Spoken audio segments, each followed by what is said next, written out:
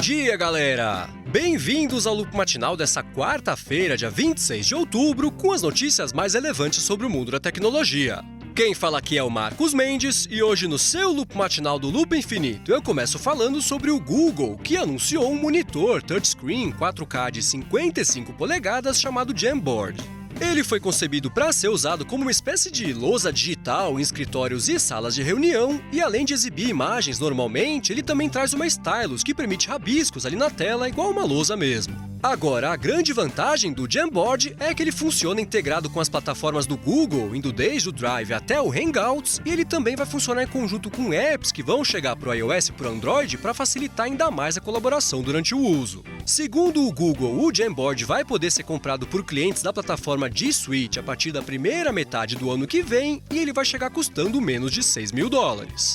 Ainda sobre produtos futuros do Google, o Engadget publicou uma matéria dizendo que a empresa já está trabalhando num novo headset imersivo, além do Daydream que eles acabaram de anunciar. Segundo o post, esse headset, que ainda não tem uma previsão de lançamento, não vai precisar de um computador e nem de um celular para funcionar, e ele vai usar aquele esquema de realidade mista que junta a realidade aumentada com a realidade virtual.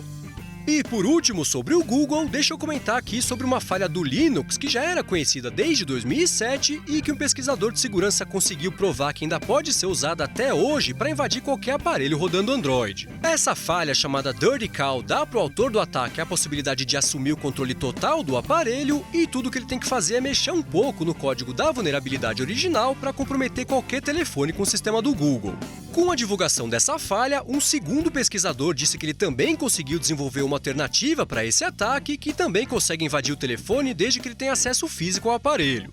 Ele publicou um vídeo mostrando a invasão bem-sucedida de um dispositivo Android, e eu deixei o link aqui na descrição caso você queira ver.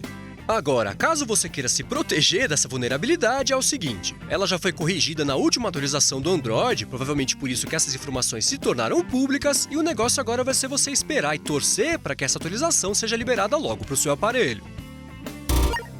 E já que o assunto é segurança, deixa eu comentar aqui uma declaração meio polêmica que o fundador do site chinês Alibaba deu, defendendo o direito da polícia de usar todo tipo de dados para combater o crime. Essa declaração do Jack Ma veio num discurso que ele fez na TV e que foi acompanhado por mais de 1,5 milhão de oficiais do governo chinês. Ele falou que acha que o governo precisa ter acesso ao maior número possível de dados para poder identificar e prender criminosos, o que está bastante em linha com o pensamento do próprio governo chinês, que já coleta volumes gigantescos de dados a respeito da população. Com esse discurso, um dos homens mais importantes da China, dono de um dos maiores sites do mundo, mostrou de que lado que ele está quando o assunto é a privacidade na internet, o que deixou o resto do mercado bastante surpreso e com um pouco de medo.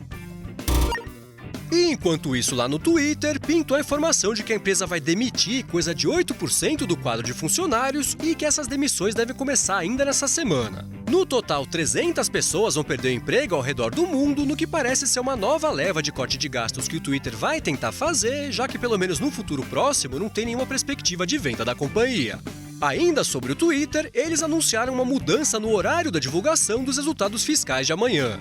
Ao invés de divulgar os números à 1 da tarde no horário de São Francisco, que era o prometido, eles vão fazer isso às 4 da manhã, o que é no mínimo estranho e indica que eles não vão ter muita coisa positiva para divulgar. Ontem a Xiaomi surpreendeu bastante o mercado e anunciou 2 telefones novos. Um chamado Mi Note 2, que é quase igual ao Galaxy Note 7 e ia chegar para concorrer com ele no mercado chinês, mas agora vai ser lançado basicamente sem concorrência. E o outro foi o Mi Mix, que de verdade é bonito demais e parece que veio de uns 2 ou 3 anos do futuro. Ele é feito de cerâmica e por sinal foi desenhado pelo Philip Stark, que é um dos designers mais aclamados do mundo. O Mi Mix não é pequeno, ele tem uma tela de alta resolução de 6,4 polegadas, tem entre 4 e 6 GB de RAM e entre 128 e 256 GB de espaço, tem detalhes em ouro de 18 quilates na parte de trás, ao redor da câmera e do sensor de impressão digital, mas o que mais chama a atenção nele é a parte da frente.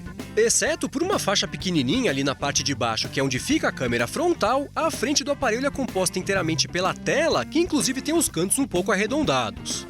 Você só vê ali nas laterais ao redor da tela um fiozinho preto bem fininho, que é onde a tela se encaixa nas laterais do aparelho e só.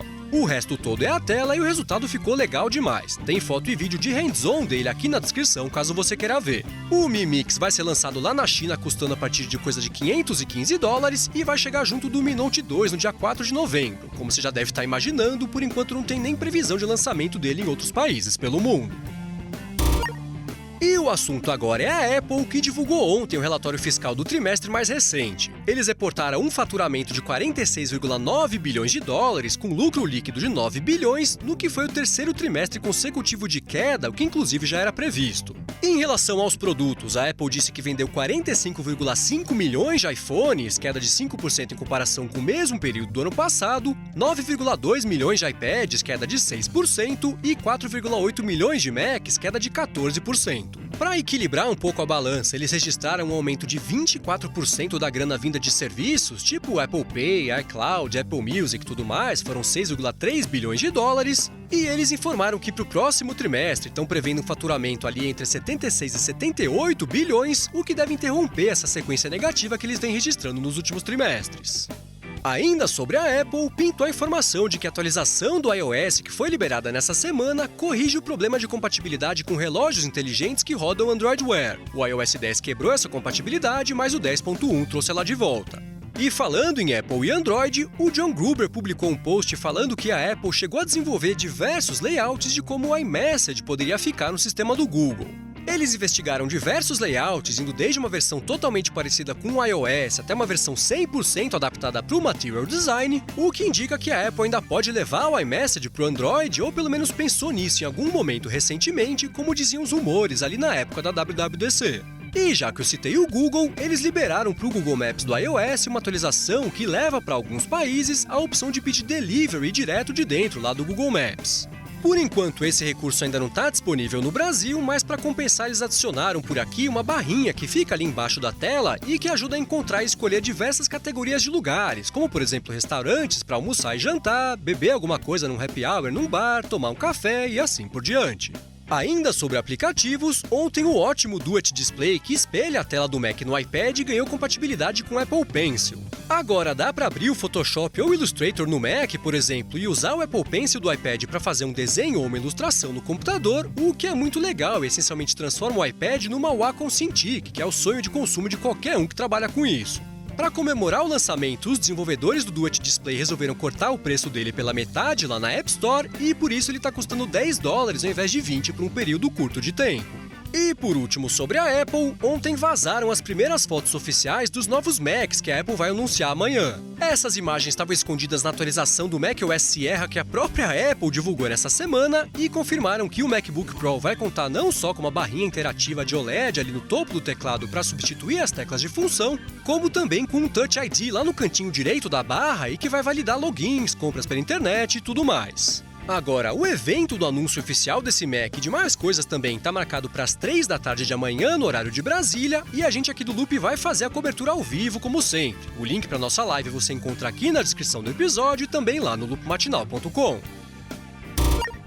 E por último, eu vou falar sobre a Asus, que anunciou ontem o lançamento de vários produtos no Brasil. Primeiro, deixa eu falar sobre os telefones. Eles anunciaram o Zenfone 3, que é o aparelho básico, tem 2 modelos diferentes e vai custar a partir de R$ 1.500. O Zenfone 3 Max, que tem bateria de 4.100 mAh como carro-chefe, também tem 2 modelos diferentes e vai custar a partir de R$ 1.000. E o Zenfone 3 Deluxe, que é o topo de linha, tem uma câmera traseira de 23 megapixels como principal diferencial e vai custar R$ 3.600.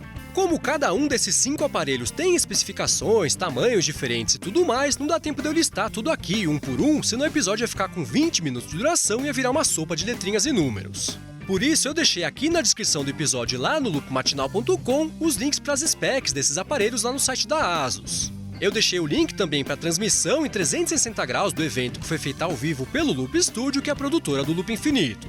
Agora, junto dos telefones, a Asus também anunciou o lançamento do ZenWatch 2 e do ZenWatch 3, que vão custar a partir de R$ 1.000 e R$ 1.800, respectivamente. E, por fim, também veio o ZenBook 3, que é um notebook bem fininho, tem tela de 12,5 polegadas e vai custar R$ 15.000.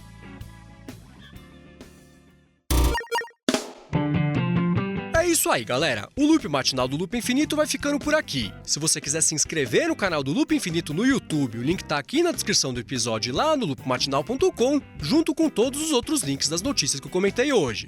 Já se você quiser falar comigo no Twitter, é só procurar por MVC Mendes que eu tô sempre por lá. Obrigado pela audiência e eu volto amanhã de manhã. Falou!